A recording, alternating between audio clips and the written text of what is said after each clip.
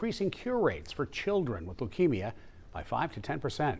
It's called Blinatumomab, was just approved by the FDA in July. Ascension Sacred Heart Hospital in Pensacola held clinical trials for this drug. WEAR Sarah Gale has more now on how that drug works and spoke to one of the first families to use it. This is Paxton Tucker, a bright, funny 7-year-old who's showing me his favorite pet, a bearded dragon named Molly. He couldn't have lizards or reptiles or anything like that when he was on treatment, so you know. The treatment his mom, Natasha Mitchell, is referring to? Cancer treatment, leukemia.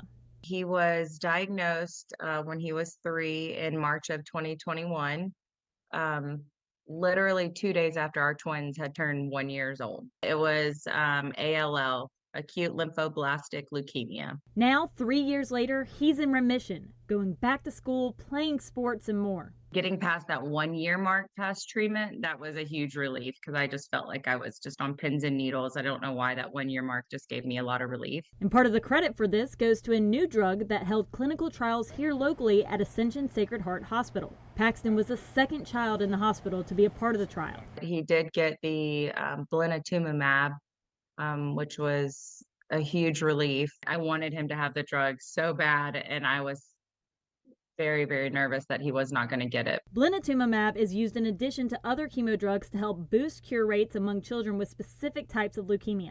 Traditional chemotherapy goes in blindly and kills all cells. It doesn't recognize cancer from non-cancer cells. And so that's where you get a lot of those side effects. And then this one is smart, where it just goes in, recognizes those specific leukemia cells, and is able to just kill those cells. This drug actually is a 28-day continuous infusion through a central line. It goes at 5 milliliters an hour, 24 hours a day for 28 days.